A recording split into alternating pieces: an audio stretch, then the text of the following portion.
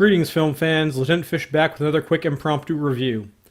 I just caught Nosferatu last night, the 1922 FW Murnau edition. Very entertaining, and this was made vastly better by the performance of the entire soundtrack, or rather a custom soundtrack by a live group called the Invincible Czars. So this group is touring with the film and a couple other films. I believe they're also performing some screenings for the Phantom of the Opera, the classic 20s version there. But this is really something entertaining.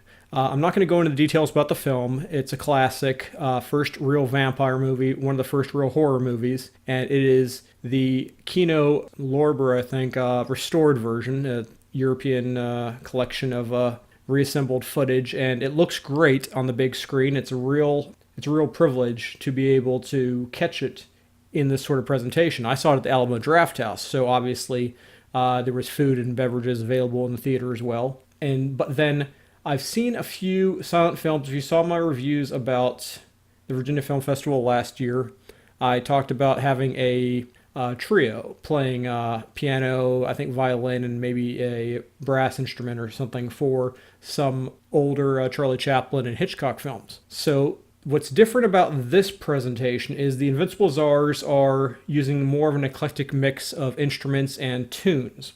It's a custom soundtrack that they build specifically for this presentation rather than playing along the more tropes that you're used to seeing in some cases for silent film soundtracks, where it's a little bit more interchangeable. Here it's definitely tailored to the movie on a scene-by-scene basis, and they also use a variety of instruments, including keyboards with additional sound effects, electric bass, violin, and it is a really interesting presentation. They even have some pre-recorded sound effects and some whispering elements which work really well with some of the intertitles, and it really makes the movie, gives it a very haunted feeling. It's a different sort of presentation than you'd get if, say, you were seeing it for the first time back when it first came out.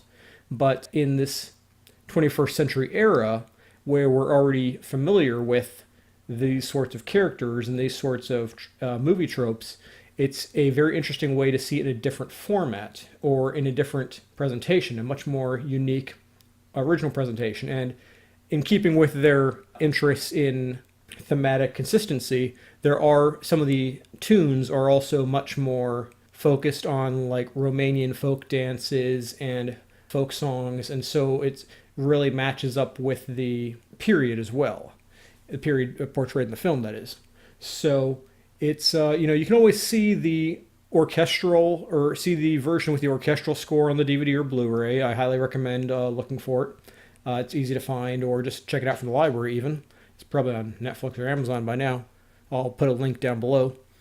But the opportunity to see this live with a quartet performing a variety of instruments in a very specialized presentation is something I can't encourage highly enough. I can't recommend this strongly enough, especially for the price of, I think it was $15 for the, maybe even less than that, at the Alamo Drafthouse. And so if you check their website, which I've linked below, it shows the rest of their schedule. They're about a quarter of the way through their current October tour, and they'll be hitting up a bunch of areas along the eastern U.S. as well as some spots in Canada. So see if there's one near you. It's more than worth the effort to catch this show. It is very solid, very entertaining, and it's definitely a fun new way to watch a 96-year-old movie. I highly recommend it if you can catch it. So that's about it for now. This is another quick impromptu test video, and I expect to have a few more of these. It looks like Virginia Film Festival will be taking place in about a month's time. I've already looked at it and found a few titles I'm interested in checking out. Most of them are older classics. I'm not as interested in most of the newer titles they're screening this year. And unfortunately, it doesn't look like there'll be any silent titles on the roster this year. But I'm still definitely looking forward to the opportunity to catch some favorites of mine on the big screen. So I will definitely do some more little reviews like this at the same time. And that's about it for now. Stay tuned, movie fans. Lieutenant Fish, out.